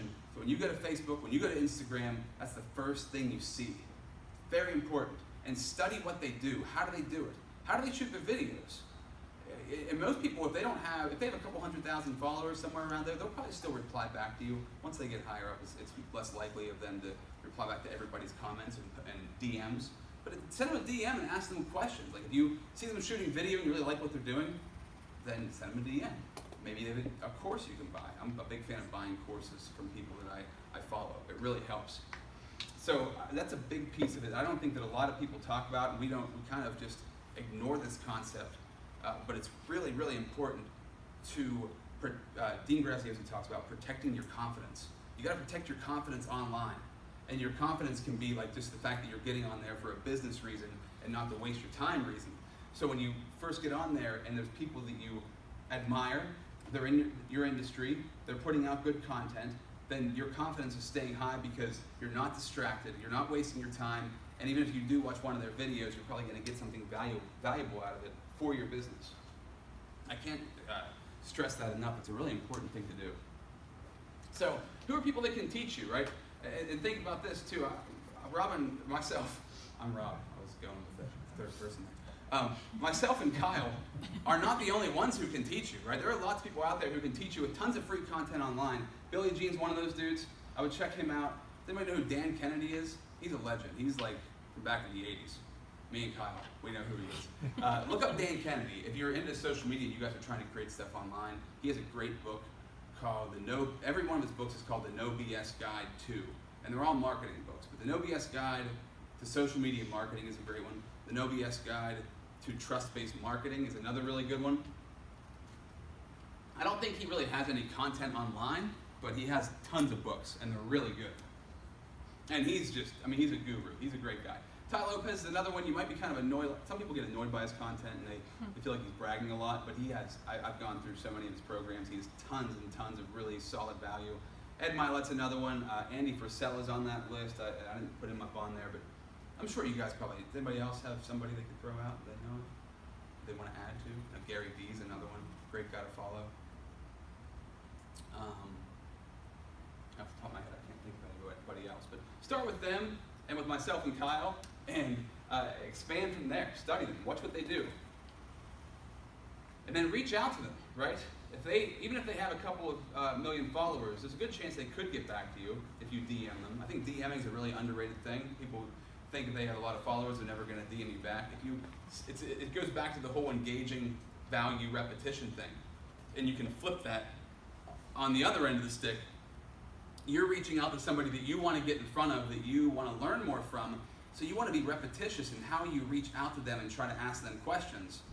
And you also want to be repetitious in how have they helped you, why do you like their information, how have they given you value, how can you give value back to them. Think about those sorts of things, and message them maybe once a week. And they probably won't answer those DMs, but at some point they probably will answer those DMs, and who knows what can happen. You can start a relationship somewhere along the line. there's this kid, what's his name? I can't remember. Cody Adams or something like that. He's like 20 years old. He has a podcast. That's what he did. He DM'd people. He would just DM all of these celebrities that he loved over and over and over again. One of them finally got back to him, flew him out to his mansion in LA, and then just kind of like launched his career from that. Because he was just a young kid who was trying to learn, and that guy really liked the fact that he was trying to get free education, trying to educate himself past high school, past college, and learn things. So that can go a long way too. This is a podcast I just love, so I put this out there because I think you guys should check it out. Ed Milet, How to Create a Massive Movement. A lot of the stuff that I talk about here is a part of what he talks about, but this is a great example of excellent content that can really, if you're feeling down, you're feeling like in a slump with making content, with creating things, you feel like you're not creative enough, that you don't know what you're doing. This podcast right here helped me out a lot. He talks about creating a crusade, being evangelical about your mission, about your purpose, creating this environment around it, like where you're not just trying to get business, you're not just trying to make some money, you're not just trying to help people, you're trying to create a movement, you're trying to create some sort of powerful mission that people can get behind, okay? I'll give you an example just from myself. Recently, with podcasting, I've had a podcast for 4.5 years, and it was kind of just whatever for this whole entire time. I treated it like a hobby, just something fun that I did. And now I've kind of changed my perspective on it, this creating superheroes idea, because I believe we all have superpowers, that if you can figure out what your superpower is, then you can use that to help other people, and that'll help you also to get business and help you to rise up through the ranks. What was his name again? Ed Milet, Mylett. So the whole idea of like the creating superheroes is we all have superpowers. So I went through this myself, and I figured this out for myself, and what it did was, and the more I think about it, the more I hear people talk about it. But my superpowers, my communicating, broadcasting, just having conversations with people. I really enjoy that. It's something that you do naturally. It's not that hard for you to do. It's something that when you do it, it gives you energy. It doesn't drain you. So like social media marketing, I get it. I know how to run Facebook ads and everything, but when I do it, it drains me because staring at a computer screen is not something I love to do all day long. So if I can create content, that's where more of my power should be focused, right? That's how you can figure out these superpowers. And I'll get to the slide here in a second that really explains this in more detail. But I know you guys probably are here. How many here want to create like videos? I'm curious as to what the purpose is for what you want to do. So what do you want to do? What's your purpose for the class? Like, what do you want to get out of it? This class? Yeah. Oh, Or just in general, social media. What's your mission on it? my mission is to be able to reach a broader audience, and I work primarily with women, and so kind of, I do videos. I use my cell phone. I have the whole setup and everything. Yeah. I'm fine in front of the camera, but I just don't know if my content strategy, is useful. So it's kind of what I was looking to get out of it. Okay. And when it comes to the content strategy, I mean, you might have a good idea of what's going to work, but you're not going to know until you start making lots of content. That's when you start to figure it out. Like I said, I did a podcast for 4.5 years, and I just now figured out what to do with it. I'm not saying it's going to take that long, but you have to put the work in, and then you'll figure it out. It'll as long as you're paying attention and you're putting the work in, it's going to become clear at some point in time. What about you, man? You raised your hand, right? Oh, yes. Yeah. The purpose of me being here? The purpose of what you want to get out of social media, like what's your... Social media. I'm trying to drive online sales of coffee and tea through subscription. Okay. And it's a private company, but we give 100% of our profit away to our partners that partner with us in social media. Oh, okay. So we're looking to cross-market in social media, but we're very naive about social media. We're So, old. So we're looking to hire somebody to do something. Yeah, no, but we We want to need get help. an education. I'll be honest, like the whole old thing is not, that's a facade because there's lots of older people online who need, it's hard for, I would imagine, I'm 36, but I imagine it's hard for somebody who's 60 to connect with a 30-year-old, right? But if they see somebody their age, they're probably going to connect, and I imagine tea drinkers are generally older, I would think. I don't know, like these are specialty teas, hemp tea, Oh, okay. and I'm premium just- coffees. Yeah. I'm thinking like, don't think of like, being older as a problem. No, it That's doesn't not an bother issue. me. I just not my, like you said, you danced in Superman. or whatever your superpower is. Right. Yeah, mine is not that. Okay. But I But we know that. it's Yeah. necessary to learn, Yeah. so we're on the fast track, but Cool. we recognize that it's a younger generation where a lot of the tools are much more intuitive to them than they Yes. are to us. Yeah. Which is why making it simpler is the best way to go, making the ease of access a lot lower. I know when it comes to an older audience, shorter videos usually work better, pictures usually work better over video sometimes, because I don't know what the reason is necessarily, but most older audiences are used to TV and radio, usually getting their advertisements from TV, from radio, from newspaper, from billboard, that sort of thing. So they're not used to watching a video on YouTube or something like that. So there's different strategies, but I think when you're talking about creating the whole environment for your tea and coffee business, you know, there's a way to present that. We'll talk about it later. I'm not going to dive too deep into that. Did you raise your hand as well? I did. What were we going to say? Just really in the beginning phases, a couple of different purposes. One, to kind of share information about what I do and what I want to do. What do you want to do?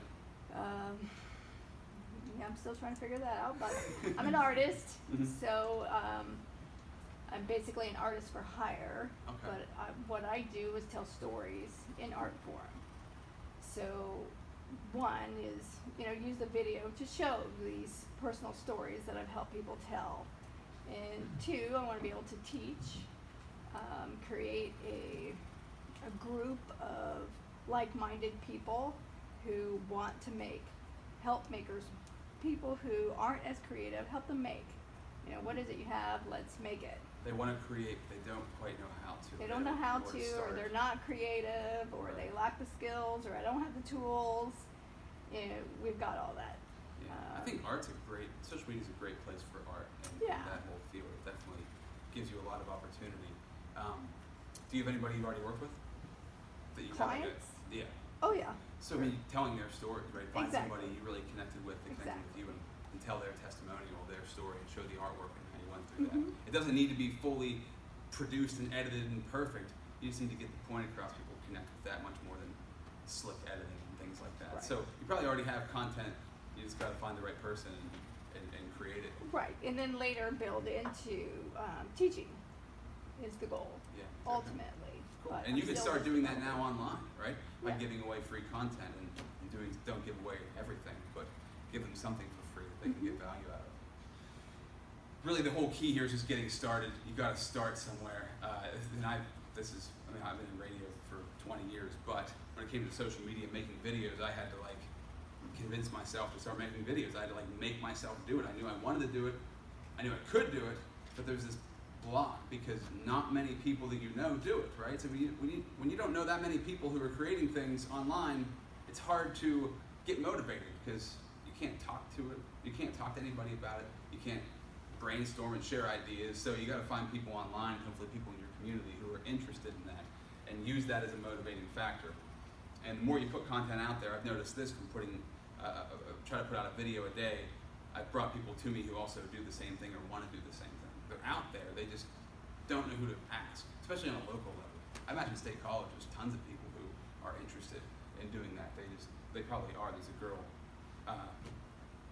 wow, I can't think of her name right now. She has 600,000 followers on YouTube. She's 19, goes to Penn State. I met her, Sydney, I met her a couple of months ago. And yeah, she has 600,000 followers on YouTube. It's crazy. And she just lives in State College. Now she won't get back to me. I'm trying to do a podcast with her. I imagine she's pretty busy. But it's just cool to know people are like that in your area. They are around and they're usually maybe right underneath your nose. They could be there and you don't even know. So these are the 4 questions that I talked about a minute ago. How do you find the superpower? This is what I use to figure out mine. And I'd like you to try to use this to figure out yours for your business. Now I made this business oriented, not personal, not personally oriented. But when it comes to your business, what am I going to make content about? So if this is for you personally, just think of you as the business, and you can use it in the same way. What is your business known for? What have you guys been doing? You've been around for a decade or more, however long. What's the purpose of your business? What are you trying to accomplish? And I want you to answer these questions for yourself and think about these. And whenever you put the thought in and you apply the time, the answers will come to you most likely. What does your company believe in? What do they stand for? What is the cause? So if you guys are selling coffee and tea and stuff like that, it might not seem like there's a cause, but there is a cause, like helping people stay motivated, helping people stay focused, helping them to relax with a nice cup of tea or like whatever. There's many different avenues you could go down with that. So don't think like there's no cause, there's no purpose. Like there is something. You just got to dig a little bit deeper to find it. Where can your business add value and serve its customers? So where can you add value in people's lives? How can you serve them? What can you do to make them feel like you really care? And you really should care, like I said before. But how do you get that point across? So what can you teach through your business to customers and followers? Think about that for like your FAQs, whatever video content or whatever it is that you're making. What are you teaching them? How are you giving them value? And whenever you start teaching people things, you automatically become the expert. I'm up here right now. You guys don't know my backstory exactly. I could have lied about everything, but I'm teaching you, so you probably kind of believe me. Luckily, it's all true, so you can trust me. But that perception is reality thing is extremely important. You have to think about that on a regular basis. How can you create a community for clients and people working with you? So how can you build an online community, right? A lot of people use Facebook groups to create communities. That's a big one. A lot of people use GroupMe. There's one called Telegraph you can use too to build these online communities. We have one called Social Media Plain and Simple. You guys should write that down. You can join that group. So we're just starting to really get it rolling. We only have about 50 people in there right now. But every time we do seminars, we post the slides. We post all of our live videos on there. And we might change the name along the way, but you'll still be in the group. So you'll just notice a name change. But Social Media Plain and Simple by Rob Z is what it says. So follow that group, and that's like a community. When you start to build that, then people feel like they're a part of something. They're not just being sold something. They're a part of something that is bigger than them or bigger than their business. And you can also share information in those communities too. It's very important. What are frequently asked questions that customers ask about your business? So how can you constantly recognize people buying from and working for your business? If somebody asks a question, and this is theoretical, but say like, you're running a restaurant or you're running like a life insurance company maybe, and like that's a confusing topic and also one that nobody likes to really talk about. So if you have somebody come in, they ask you a question and you're like, man, that's a great question. Do you mind if I use your question and use your name to create content online and use that as an example? You want to make sure it's like real authentic stuff that people have asked, questions that they have. Recognize those people. Because whenever you recognize somebody, this especially goes for like coworkers, right? If you have like 10, 20, 30 coworkers or employees, and you highlight one on social media, the other ones are going to get kind of jealous, like why wasn't I featured? And it can start a process where everybody kind of wants to get out there and they want to put content out there and they want to have themselves be a part of that. Some people don't want to be on video or they want their photo taken, but most people see that as an opportunity to be recognized, and that feels good in the organization, especially for employees and especially for anybody who's purchased something from you or is thinking about it. Acknowledge their questions and concerns directly and act swiftly. So when somebody puts a question on your Facebook page on where like anybody can see it, right? And if they leave a review especially, you always want to make sure you're replying to them at least like within that week. Try to make it as soon as you possibly can. You want to, if somebody walks into your store and they ask you a question and you turn around and walk away from them and ignore them, they're going to be kind of mad, right? And that's going to be a very awkward situation. Online, it doesn't feel as awkward because you don't see the people, but just think like that person asked a question, they left a review, you should recognize that. You should say, thank you for leaving a review. That was so nice of you. Or if it's a bad review, what can we do to make things better? And that way the public eye, they see you responding to good and bad pieces of content and good and bad parts of your business and trying to fix things. And just acknowledging the question. If they leave a comment, they ask a question on the page, make sure that you are responding to those. And especially when you're small enough to do that, like when you get to hundreds of thousands of followers, that becomes difficult. You need a team to do that, but when it's you running it, you can do that.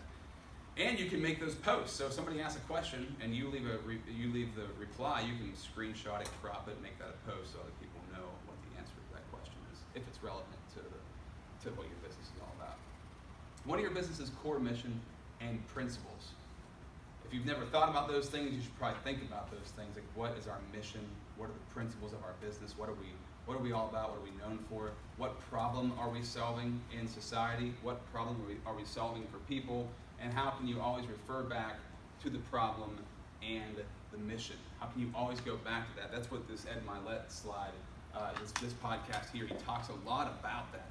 A lot of it is about what is that mission, and going back to it over and over and over again, making it a core piece of content that you repeat over and over again so people get that stuck in their head.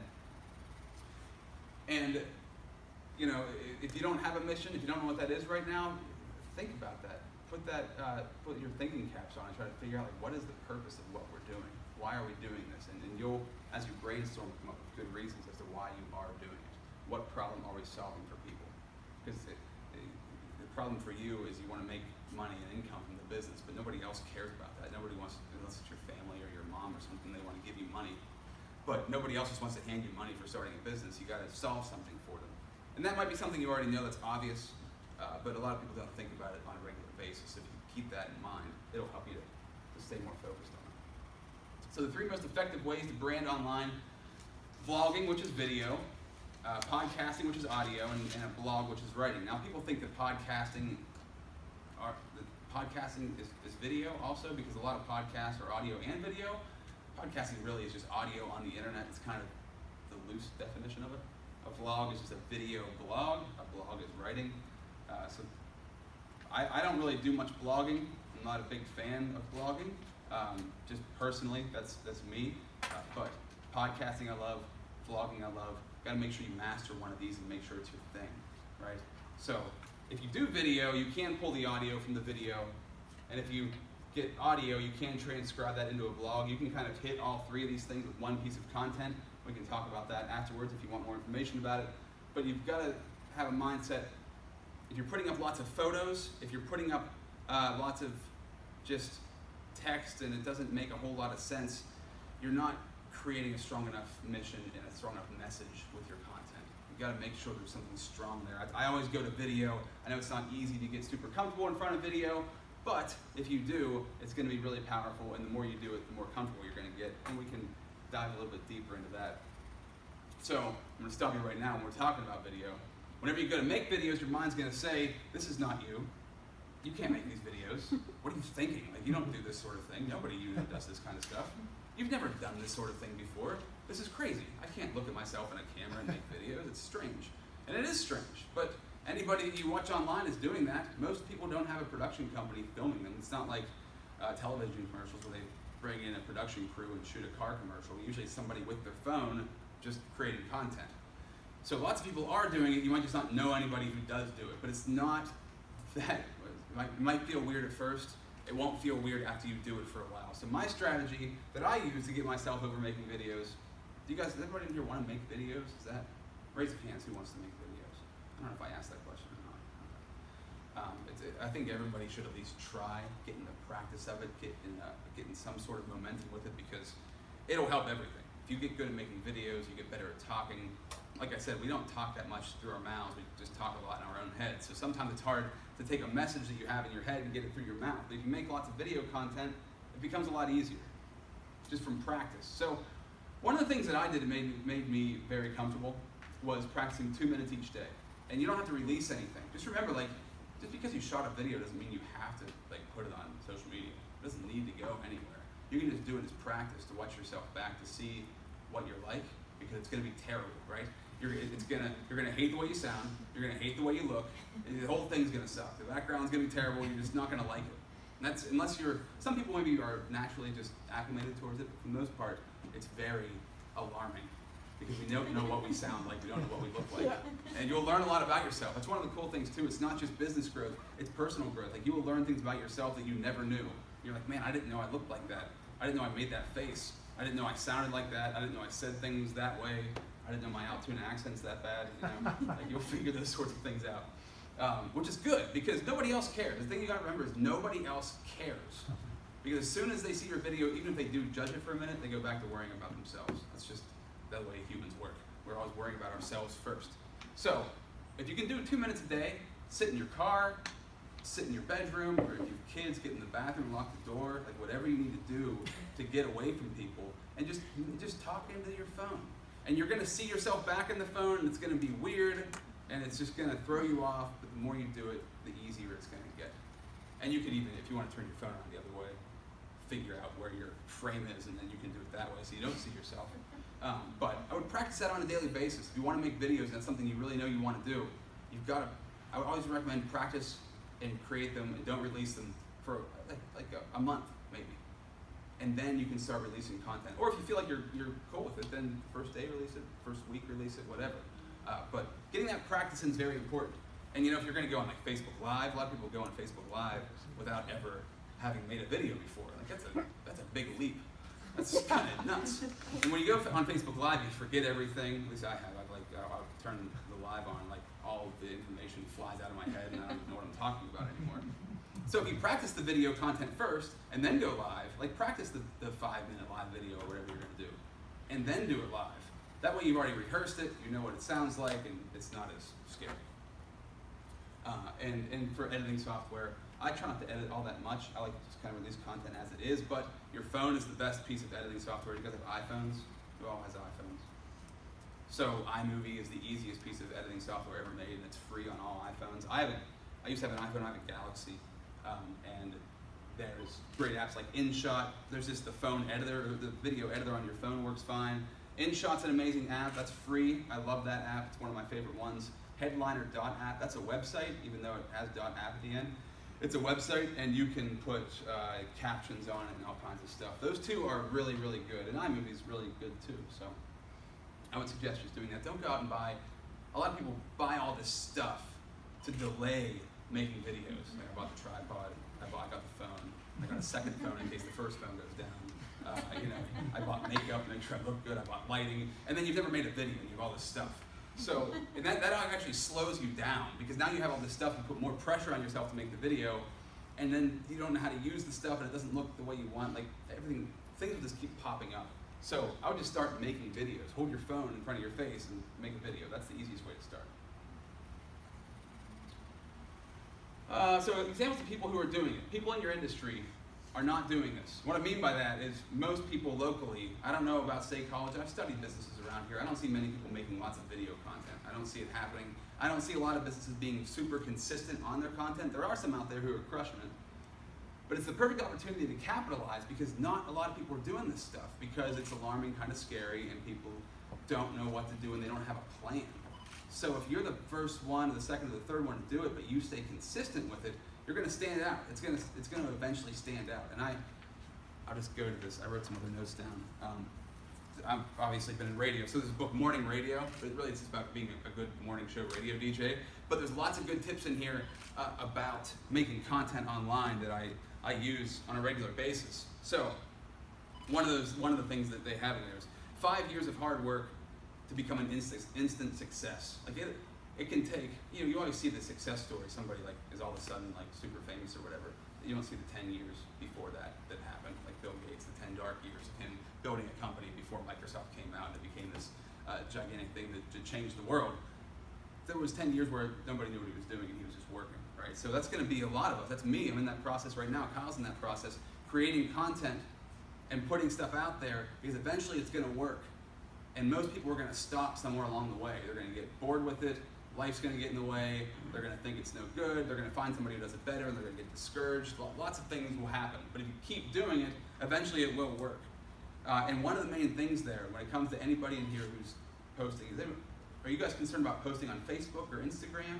Is that one of the big things? YouTube maybe, like making videos. So you have to have a benchmark. The best thing to start with is a benchmark piece of content that you do every week that you can refer back to over and over again, that people get to know you for, right? So my page on Facebook is Rob Z Radio. You can follow it if you'd like. I have like 21,000 followers. About 10,000 of those came from radio, but once I quit radio, and I had a few social media clients, I figured I should start doing giveaways on my page. Like I want to get my followers up, and I know that anybody on YouTube, Instagram, Facebook, any social media platform, they've grown their following at some point in time through giveaways of some sort, and they're probably still doing it. So I started this thing called Freebie Friday. I would just go into local businesses. I had a following already, so I'd be like, you can use my following to highlight your business. Just give me a prize to give away. I'll come in and shoot a short 30-second, 1-minute video, and that becomes something for them to highlight their business on my page to get exposure for them, but also gets my follower count up because people want to win the prize. When you give something away, people automatically check it out, whether they like it or not. And just think, like, if somebody liked your thing, or commented on your thing, or shared whatever that is you're putting out there because they want to win, they might not care about your business, but all of their friends, because if you share something or like something, all of your friends on Facebook see that. You know how that works. You'll see, like, this person liked this person commented on this.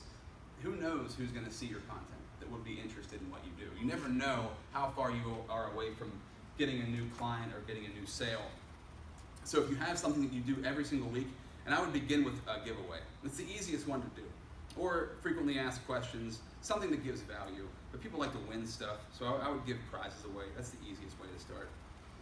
And never putting yourself above the audience is super important, right? You never want to put yourself, you want to put the point across that you do know more than they do, because you should, because you're the expert in the industry, you've been doing it for a while. But talk to them on their level, not like you're teaching, but like you're helping, maybe. I don't know, or telling. I mean, you're not telling, you're helping. Maybe that's the right way to put it. But that's important, especially in central Pennsylvania. A lot of us want to do this stuff, we just don't know how to. So start now. Why personal brand should matter to everyone in 2019. Remember, your content is a vehicle for every aspect of your life. The content you create can be a vehicle for anything. So even if you leave that job you work for now, even if you want to change careers, if you're creating personal content, you can carry that over to anything that you do. It doesn't matter what your job is or what your career is. You can change it up, because if somebody starts to like you and what you do, then they're going to follow you wherever you go. I think of somebody like Kevin Hart, who has, comedy, he has movies, he has shoes, he has an alcohol, he has a fitness program, he has his own line of shoes and clothes. Like, he does all these things, but I watch his stuff just because I like him. I don't buy much of his stuff. I'll buy his comedy and certain things like that. But it's really good to be able to brand yourself instead of just the content or the industry that you're putting out there. Personal branding is the most powerful resume you could have. You can use that forever and always as a great example of what you do and what you're all about. Your followers will follow you and your passion because they like you. Personal branding is next level networking. So if you go to a lot of networking events, personal branding is just a way to do that without ever stepping into a room and talking to anybody. People can see you online and get to know you without you having to walk around and shake hands. Not saying you shouldn't do networking too. It's a good addition, but the online personal brand should be first. And you must talk in the community, kind of like what we're doing right now, right? If you talk to people in the community and you're putting yourself out there, sharing your knowledge, it's very important, because you're explaining why you're an expert in that field, and create content online to stand out. Everybody should hold events like we're holding. I feel like every industry could hold events. And maybe there's not 100 people there, like there's like 15 of us here tonight, but it's a group we're getting practice in, and you guys are getting some good information, and we're doing Facebook Live, so there's a lot of benefits there. 3 keys: massive value, engage every single time, and repetition is the mother of all learning. And those 3 things, if you can keep that in your mind, the value, the engagement, the repetition, that's really important. And the 5 seconds, you have 5 seconds to gain a viewer's attention, and you have 30 seconds to keep their attention. Think about that. What am I doing to catch their attention? How am I keeping them around? Why are they paying attention to me? And that's a blank screen, because that's the end. Thanks, guys.